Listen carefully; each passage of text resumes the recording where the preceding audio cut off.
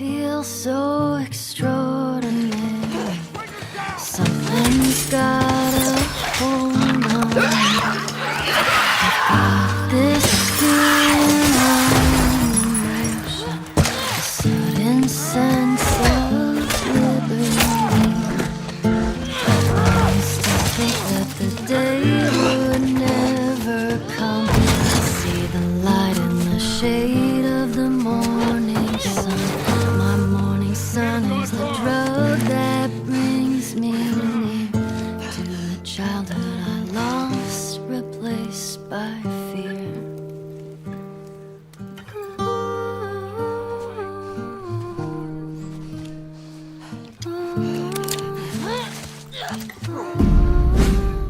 E aí galera, beleza? Eu sou o Luiz, tá começando aqui mais um vídeo. Infelizmente eu tô demorando um pouco para trazer esse conteúdo de Last of Us pro canal e eu espero não ficar muito defasado comparado a outros canais. Porém, o vídeo de hoje vai ser um pouquinho diferente do que vocês estavam esperando, provavelmente. O que eu vou trazer para vocês aqui não é um veredito sobre o jogo para falar ali sobre o gameplay, gráficos, um pouco sobre a história, enfim, aquele tipo de vídeo que eu dou minha opinião de forma geral, sabe? Nesse vídeo eu quero focar completamente na história de Last of Us Parte 2 e só falar rapidamente o que eu achei do game de uma forma geral. E aí sim dar completamente o foco para a história e a gente analisar ela a fundo.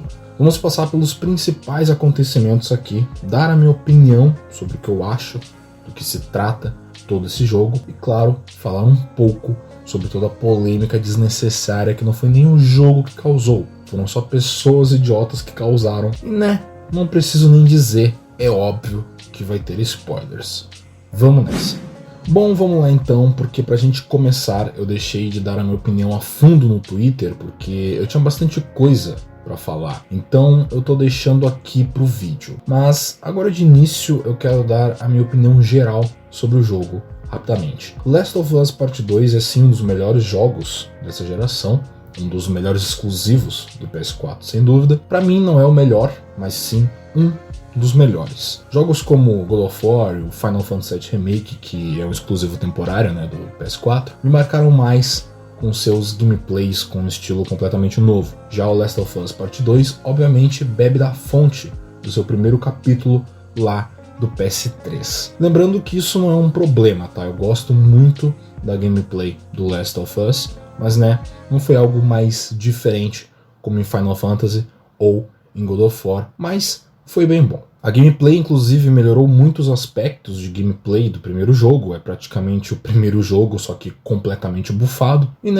nem tem por que eles mudarem. Falando dos gráficos também, é um dos mais bonitos da geração, não digo que é o melhor porque nisso eu realmente não sei escolher. Eu de fato não consigo decidir entre jogos da geração para dizer esse é o mais bonito, mas Last of Us cumpre bem toda essa parte gráfica, de acordo com o que a geração é capaz nesse final. Então sim, Last of Us é um ótimo jogo, extremamente divertido. Cada hora que você tá jogando ali, você quer derrotar seus inimigos de forma diferente, você fica bem animado sempre, ele te prende bastante e é justamente do jeito que ele te prende que eu vou falar agora. Para um jogo como esse te prender, ele precisa de uma boa história, uma boa narrativa, e é disso que a gente vai falar agora. A narrativa espelhada de Last of Us Parte 2. A narrativa é um espelho. Espelho esse onde temos Ellie de um lado e a nova personagem Abby do outro. Com certeza vocês já ouviram falar muito por aí do quanto esse é um jogo que mostra o ódio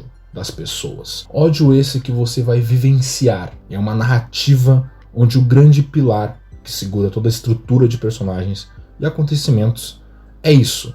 A mais pura e arcaica das emoções, o ódio. A gente consegue dividir o jogo entre 3 fatores muito importantes: o final do game anterior, a jornada de vingança da Ellie e o outro lado da moeda, a jornada de vingança da Abby. O jogo já começa exatamente de onde o primeiro parou, inclusive dando contexto de tudo o que aconteceu no final do primeiro game, coisa que não tá ali só por estar. Tudo nesse jogo faz um completo sentido e importa para a construção da trama. A gente assiste de novo todo aquele resumo do primeiro jogo, do Joel e da Ellie atravessando os Estados Unidos, até chegarem na parte do hospital, onde a Ellie vai provavelmente gerar uma vacina de cura, mas ela vai ter que morrer no processo. Joel, ao descobrir isso, obviamente não aceita. Ele tem a derradeira decisão de escolher salvar muitas pessoas ou salvar a Ellie, que basicamente se tornou a filha dele. Ele vê a falecida filha dele na Ellie. Então, ao decidir,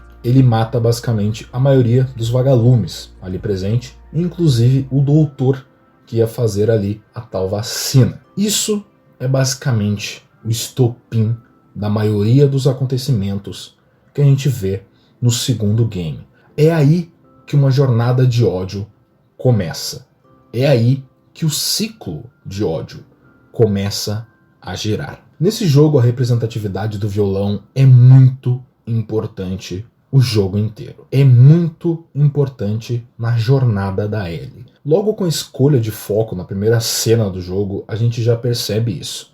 Ellie aprende a tocar violão com Joel, e isso é uma das coisas que mais aproxima eles depois do primeiro jogo. No começo desse jogo, eles vivem uma vida, digamos que tranquila, numa cidade chamada Jackson, cidade essa onde o irmão do Joel, Tommy, também mora. Ellie, junto de Joel, Tommy e outros personagens que vão ser mostrados mais pra frente, trabalham na patrulha dessa cidade para cuidar de todo tipo de infectado que aparece. Em uma dessas patrulhas, feita por Joel, que o ciclo do ódio se move mais uma vez. Joel e Tommy estão cercados e fugindo de infectados, e nisso a nova personagem Abby também está na mesma situação que eles, e ela aceita a ajuda deles. É aí que vem um dos pontos que o pessoal mais fala mal do jogo e reclama bastante, que é o lance do Joel ajudar uma pessoa desconhecida e dar o nome dele. Mas tem duas coisas aí. O Joel nunca revelou o nome dele. Quem fez isso foi o Tommy, seu irmão. E a outra parte é o lance de ajudar um desconhecido. Na situação que eles estavam, não tinham por que não ajudar a Abby. Não tinha por que desconfiar dela. Ela estava em real perigo, ao mesmo tempo que eles, inclusive. E quantas vezes algo parecido deve ter acontecido, já que eles estão sempre fazendo uma patrulha da região deles ali.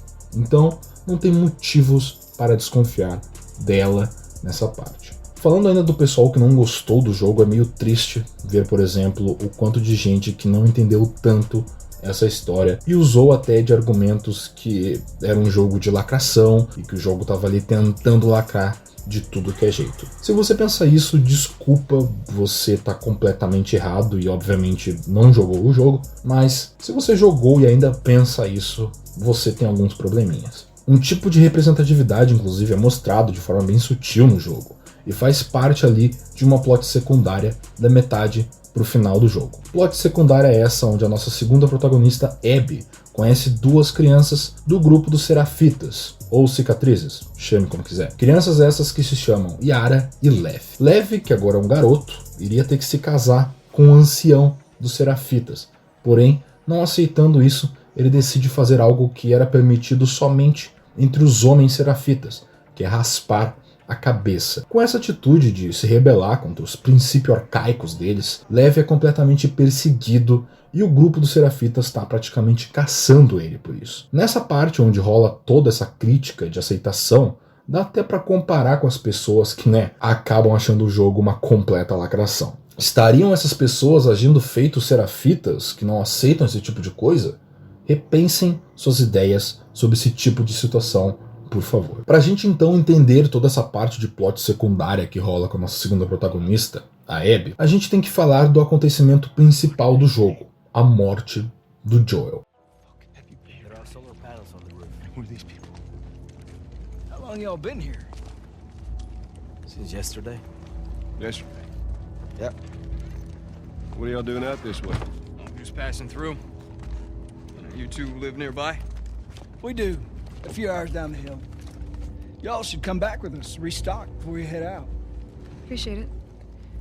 I'm Mel, by the way. Tommy, this is my brother. Joe.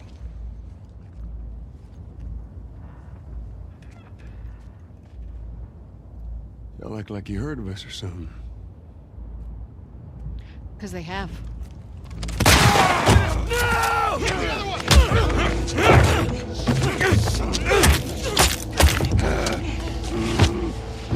Nora? All clear? He's out. Put him against the wall. Tommy! Get off me! Get off me!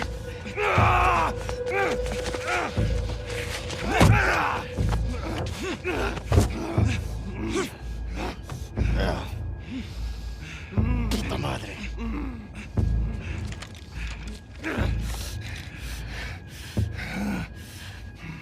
Joel Miller.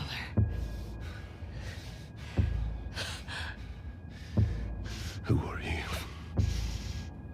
Guess.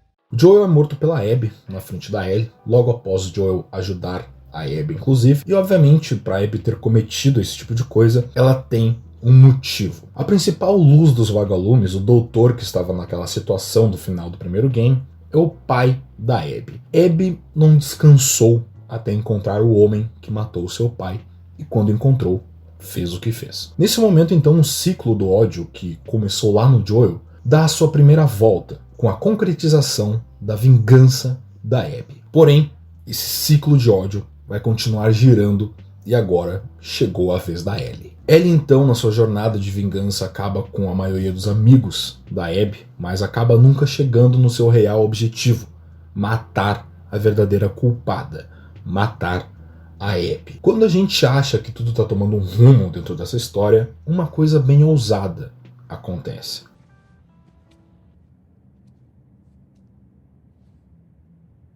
How you doing? Fine. Ellie. Fine.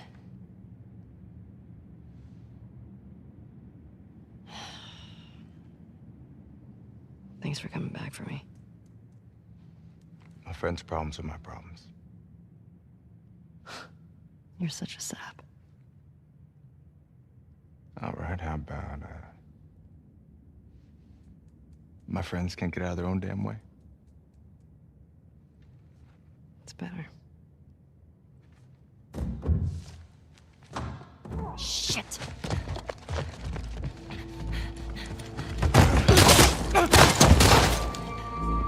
Jesse, stand up! Hands in the air, I shoot this one too. Don't you do it, Ellie. Get out of here. Stand up! Now! Don't you fucking dare! Shut the fuck up! Fuck. All right. Stop! Stop!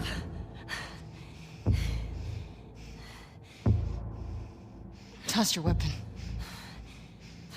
Toss your weapon! Fuck. No. I know why you killed Joel. He did what he did to save me. There is no cure because of me. I am the one that you want. Just let him go. Abby, após descobrir tudo que a Ellie fez, volta para tirar as suas devidas satisfações. E nesse momento, a gente é introduzido à história da Abby, onde descobrimos o lance do pai dela e descobrimos mais sobre a personagem e o mundo dela. O jogo, inclusive, te força a passar por situações completamente parecidas nesse começo de jornada do flashback da Abby, com as coisas que aconteceram no começo da jornada da Ellie. Daí vem a narrativa espelhada. Tivemos um jogo inteiro e mais uma metade para se apegar a Ellie e o Joel como personagens, e tivemos apenas algumas horas para se apegar na Abby em todo o seu mundo. E o jogo faz isso muito bem. A gente consegue sim, facilmente, pelo menos eu, simpatizar e gostar da maioria dos personagens presentes na história da Abby, inclusive da própria Abby. Então, parabéns ao diretor que conseguiu fazer tudo certinho pra gente se apegar nesses personagens e fazer essa narrativa espelho funcionar. Abby, então, descobrindo tudo que a Ellie fez, obviamente vai atrás dela e o ciclo do ódio gira mais uma vez. Onde começou com Joel, completou com a vingança da Abby, matando ele, se moveu de novo com toda a jornada de vingança da Ellie, e então se moveu mais uma vez, onde agora a Abby quer se vingar pelos seus amigos mortos, pela vingança da Ellie, que foi causada pela Abby e que foi causada pelo Joel. Nesse momento, então, que as duas travam uma briga das feias, onde chega a Dina, inclusive, para interromper ali e ajudar a Ellie, mas acaba quase morta também, a Abby só desiste de matar a Dina quando a Ellie avisa sobre a gravidez dela e leve suplica. Esse é o momento de crescimento da personagem Abby. Ela percebe o ciclo do ódio completando mais uma volta. Ela percebe que o que ela ia fazer ia gerar ainda mais ódio. Então, ela desiste. Nesse momento, então, temos duas conclusões. Abby, ao completar sua vingança, fechando o ciclo do ódio, perdeu tudo. Perdeu todos os seus amigos, o homem que ela gostava, etc. Ellie, seguindo o loop infinito desse ciclo, não perdeu tudo. Ela perdeu o Joel, perdeu o Jesse, seu amigo, mas ainda tinha a Dina, agora com seu filho, e ainda tinha o legado do Joel com ela, a habilidade de poder tocar violão. Esse é o momento então que Tommy chega na casa da Ellie e da Dina e avisa sobre o novo paradeiro da Abby e questiona Ellie sobre a sua vingança. Tommy, obviamente, também já foi consumido por toda essa história de vingança. No momento que encontramos a Abby, que tinha sido capturada por um grupo e feita de escrava, Ellie finalmente teria o momento de sua vingança. Abby, totalmente fraca, obviamente não queria nem um pouco isso, mas a Ellie, totalmente perdida já, queria ter a sua vingança concretizada de qualquer jeito. E elas travam ali a sua batalha final, batalha essa que tem um preço. Ellie perde seus 2 dedos e se vê completamente perdida após também ter o mesmo crescimento de personagem que a Abby teve antes. O momento em que você percebe que o ciclo do ódio,